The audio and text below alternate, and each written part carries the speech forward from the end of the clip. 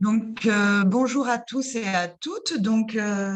Vous vous êtes connectés pour certains, certaines depuis un certain temps en attente. Ça y est, il est 10 heures. Donc, nous allons commencer ce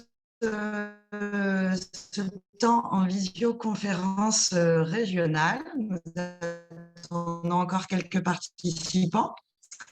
Donc, on est ravis d'animer ce temps qui consiste avec différents animateurs, coordinateurs des dispositifs, contrat local de santé, atelier santé-ville, conseil local en santé mentale et animateurs de santé publique.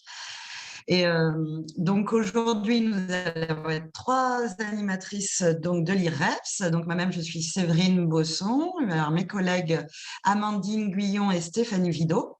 Et nous allons vous aiguiller sur ce temps de visio. Pour commencer, les petites règles pour ce temps. Donc, ce n'est pas une grosse visioconférence. Nous avons souhaité que ce soit assez convivial. Certains nous connaissent, se connaissent. Et donc, on vous invite, dans la mesure du possible, à couper votre micro pour limiter la bande passante. Mais par contre, on vous invite à allumer vos caméras pour que chacun puisse aussi s'adresser à un certain public. C'est plus convivial. Nous avons aujourd'hui beaucoup d'intervenants. Et donc, c'est vrai que c'est plus sympathique si ils peuvent voir à qui ils s'adressent pendant ce temps. Donc, on est ensemble jusqu'à 12h30. Il va y avoir plusieurs séquences avec une petite pause au milieu. Et nous allons également enregistrer ce temps pour que, du coup, d'autres animateurs et coordinateurs de ces mêmes dispositifs puissent aussi profiter du retour d'expérience et des informations qui vont être du coup échangées lors de ce temps. Donc, vous pouvez retrouver également vous et communiquer dans votre entourage justement sur la captation de ce. Par ailleurs, donc, il y a des questions au fur et à mesure pour qu'on puisse bien animer les séquences de questions et d'échanges avec les intervenants. Et si vous n'êtes pas à l'aise avec ça, n'hésitez pas à prendre des notes pour qu'on puisse y revenir sur les 2 temps de pause. Voilà, donc je poursuis avec la prochaine diapo. Donc juste un petit temps rapide, puisque nous avons invité des nouveaux dispositifs à participer à cette réflexion autour de la thématique de l'éducation thérapeutique du patient. Donc, on accueille aujourd'hui aussi les coordinateurs de CPTS, ainsi que d'autres partenaires que nous allons présenter ensuite. Donc, j'en profite pour faire un rappel de ce que comporte la mission régionale qui est portée par l'IREPS, en lien avec l'Agence régionale de santé, pour animer les dispositifs qui ont une approche territorialisée de la santé. Donc, ça s'appelle Santé et Territoire, et elle vise justement à vous accompagner à mettre en œuvre vos missions auprès des différents partenaires. Et donc, on a 3 grands objectifs que certains connaissent. Donc, le soutien aux dynamiques, donc aux coordos, pour animer au niveau méthodologique également de leurs différents dispositifs. On a un deuxième objectif qui vise à favoriser justement les synergies entre les différents types de dispositifs, puisqu'ils n'ont pas le même périmètre d'interaction, ils ne se croisent pas forcément dans le cadre de l'animation quotidienne de leur mission. Et c'est dans ce cadre-là qu'on nous avons proposé de mettre en place ces cycles d'échange, de pratiques sur des thématiques ciblées qui vous paraissent du coup prioritaires et importantes pour essayer de faciliter justement le croisement de vos différents dispositifs. Donc, pour ce faire, on fera un petit focus aussi tout à l'heure pour mieux comprendre les missions, les échelles de pratique de ces différents dispositifs. Et ces différents temps, ils sont à l'échelle de notre grande région Nouvelle-Aquitaine. Donc, ils visent justement à éclairer des pratiques sur des départements où vous n'avez pas l'habitude de cohabiter, mais donc pour se focaliser davantage sur les missions et éclairer par les expériences de terrain. Et ça peut se poursuivre après sur voilà, des temps plus précis dans les départements où vous pouvez aussi solliciter nous, les animateurs, pardon, chargés de projet de l'IREPS. Et notre dernier objectif, c'est de valoriser donc toutes les dynamiques territoriales de santé qui sont mises en place. Et donc, ces temps-là y contribuent également. Et donc, nous publions, nous enregistrons sur différents supports, dont le blog Santé et Territoire, dont l'adresse est mise en dessous. Voilà. Donc, ces temps d'échange de pratiques et ces webinaires, on réalise en fait 2 thématiques par an avec 2 temps d'échange de pratiques en petits groupes pour identifier les enjeux principaux et illustrer par des expériences concrètes sur une thématique donnée.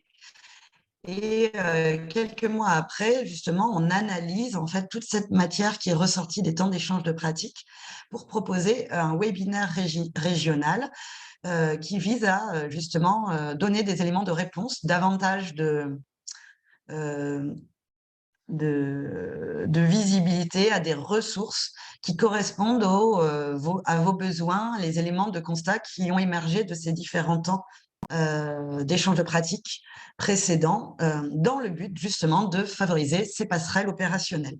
Donc, les publics, c'est ceux que j'ai nommés auparavant, hein, c'est vraiment dédié uniquement aux missions de coordinateurs et d'animateurs de ces dispositifs. Et là, pour la thématique d'éducation thérapeutique de patients, donc on l'a élargi, puisque du coup, ça s'y prêtait.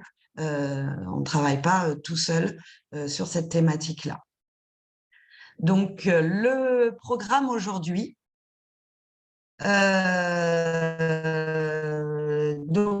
que nous avons travaillé ensemble en fonction de ce qui est ressorti hein, de vos pratiques, ça visait à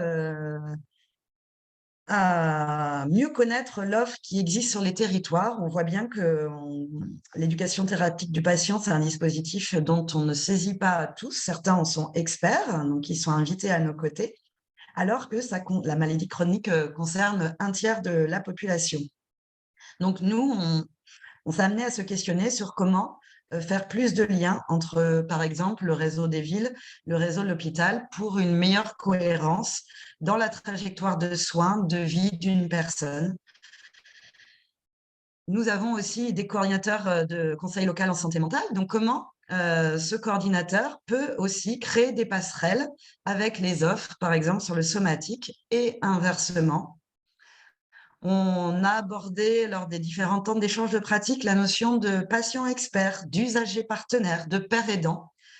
Donc l'idée ici, c'est d'amener des réponses pour voir quelles sont les nuances entre ces différentes appellations.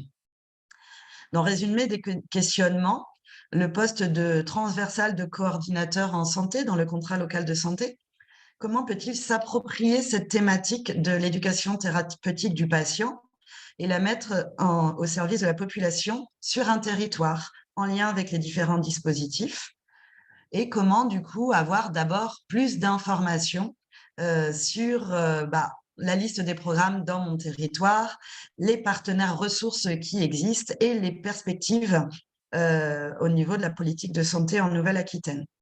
Donc voilà un peu tous les intervenants qui vont contribuer à ce temps ce matin. Donc, on va commencer par d'abord restituer rapidement du coup ce qui a émergé des 2 précédents temps d'échange de pratiques, donc avec Amandine Guyon. Un petit focus avec Stéphanie pour rappeler, parce que c'est pas évident quand on est contraint dans notre dispositif. Voilà, quelles sont les missions en fait de ces autres dispositifs qui sont ici présents avec moi sur ces temps d'échange de pratiques. Puis, nous appellerons donc plusieurs témoignages de partenaires qu'on remercie d'avoir bien voulu du coup participer à ce temps-là. Donc, sur une première partie, témoignage d'un usager partenaire et d'un père aidant. avec ensuite un temps de questions et d'échanges avec ces intervenants, suivi d'une petite pause. Puis, nous inviterons donc une coordinatrice du contrat local de santé en Haute-Gironde à présenter comment elle a pu intégrer une fiche projet dans la programmation de son contrat local de santé sur l'éducation thérapeutique du patient. Nous enchaînerons sur le lien, un éclairage sur la facilitation du lien ville-hôpital à travers l'explication de l'outil PACO-Globule. Puis sur la maison de santé pluridisciplinaire avec une coordinatrice, Donac, qui va nous aussi présenter comment, dans le cadre de son centre, la dispensation d'un programme de TP peut se mettre en lien avec les dispositifs locaux. Il y aura également un temps d'échange avec ces différents intervenants. Puis nous allons conclure sur du coup des ressources avec la plateforme Etna, comment je peux trouver les programmes d'éducation thérapeutique sur mon territoire, et Philippe Marcoux, donc chargé de mission de l'ARS, référent sur l'éducation thérapeutique, pour nous donner un éclairage sur la politique publique. Avant de partir, donc il y en a peut-être plusieurs qui vont partir avant la fin, on va vous inviter à un petit sondage aussi, effectivement, de satisfaction, mais aussi pour avoir un recueil de vos besoins pour d'autres thématiques qui pourraient être explorées dans le temps de ces temps d'échange de pratiques et webinaires à l'échelle régionale en visio. Voilà. Donc, nous avons, pour commencer, au niveau de l'éducation thérapeutique du patient, et c'est également présent dans un fichier ressources, le Wakelet, donc 2 cadrages qui sont importants. Donc, la page ETP qui est présente sur le site de l'ARS Nouvelle-Aquitaine, ainsi que celui qui est présent sur le site de la HAS. Nous avons d'autres supports que vous avez créés, donc on espère qu'ils sont facilités. Vous aurez, donc il y a le lien sur le Wakelet qui permet justement de suivre tout le déroulé, d'avoir accès aux différentes présentations des intervenants, à la fois pendant les précédents temps d'échange de pratiques et à la fois pendant cette visioconférence. Et ça vous permet aussi d'aller visionner ce qui s'est passé sur les autres thématiques. Donc, il y a en effet une collection par événement. Et ça, on le met aussi, ce lien, sur notre blog. Donc, il y a différentes façons, voilà, de retrouver plus tard ou de transférer à d'autres personnes le lien vers ces ressources. Et là, j'ai terminé pour la présentation. Donc, j'invite Amandine Guyon donc, à faire un retour sur ce qui s'est passé lors des différents temps d'échange de pratiques en mai et juin dernier. Est-ce que tu veux que je quitte le PowerPoint ou je le laisse? Laisse-le, Séverine, du coup. Donc, bonjour à toutes et à tous. Donc, Amandine Guyon, je suis chargée de projet à l'IREPS Nouvelle-Aquitaine, en charge des formations, de l'appui méthodologique sur l'éducation thérapeutique du patient. Et nous avons co-organisé, Séverine et Stéphanie, 2 temps d'échange de pratiques, donc au mois de mai et au mois de juin. Et voici une représentation des 30 participants qui étaient présents, donc avec la cartographie sur les différents territoires. Notamment, nous avions des animateurs santé publique, des coordinateurs de PTSM, de contrats locaux de santé. Nous avons une représentation aussi de nos différentes délégations départementales de l'Agence régionale de santé. Donc ça montre aussi la plus-value et l'intérêt que portent nos politiques publiques à cette thématique de l'éducation thérapeutique. Donc, nous avons quand même beaucoup de chance d'avoir ces représentants avec nous. Des coordinateurs de contrats locaux de santé et les nouveaux dispositifs, enfin nouveaux, alors pour vous les CPTS, c'est pas forcément quelque chose de nouveau, mais dans le champ du paysage de l'éducation thérapeutique, ce sont des nouveaux dispositifs, en tout cas pour les coordonnateurs de programmes en éducation thérapeutique. Et nous avions aussi des représentations, et vous êtes encore ici présents, donc c'est super, des UTEP et des dispositifs d'appui et de coordination et de concertation, que Stéphanie va nous réexpliquer un petit peu l'articulation, parce que c'est vrai que dans les différents échanges précédents, il a été question, de chacun de ces dispositifs, mais comment ils s'articulent et comment on peut travailler ensemble. C'est surtout ça qui qu'on va essayer de synthétiser et de rendre plus lisible et plus explicite pour les uns et les autres. Donc voilà, donc je te remercie Séverine, tu peux peut-être passer à la diapositive suivante. Voilà, c'est ce que, pardon, je voulais faire et ça ne marche pas. Les joies du direct. Voilà, donc j'arrête le partage pour T'arrêtes l'instant. le partage Je et vais je le vais prendre la relancer. suite du partage. Ça marche. Alors, je prends la suite du partage. Voilà, excusez-moi. Donc, au niveau de la représentation, mince, voilà. Donc, plusieurs départements sont représentés aujourd'hui, donc beaucoup donc, de l'ex-Poitou-Charentes, beaucoup, enfin, représentativement, hein, de l'ex-Haute-Vienne et aussi de l'Aquitaine. Voilà, globalement, la représentation, sachant que voilà, ce sont les gens qui se sont inscrits. Il y en a peut-être qui sont présents et qui n'ont pas été inscrits, donc ça ne révèle pas forcément la totalité des personnes qui sont présentes ou les excluées. Avec une représentation en fonction des missions, donc on voit bien que tous les professionnels sont globalement représentés ce matin dans les personnes que vous représentez. Et puis surtout, ça c'est le retour des différents temps d'échange de pratiques du mois de mai et du mois de juin dernier, où les grands enjeux étaient de comprendre et d'analyser les dispositifs. Donc c'est pourquoi on y a apporté une attention particulière au niveau des différentes professions libérales et le lien ville-hôpital. C'est souvent, enfin, depuis qu'on est avec Stéphanie à l'IREPS sur l'éducation thérapeutique, c'est quelque chose vraiment qui reste à développer et qui sera toujours à développer, ce lien ville-hôpital, mais comment le construire réellement, d'où les nouveaux dispositifs des CPTS et autres dispositifs existants.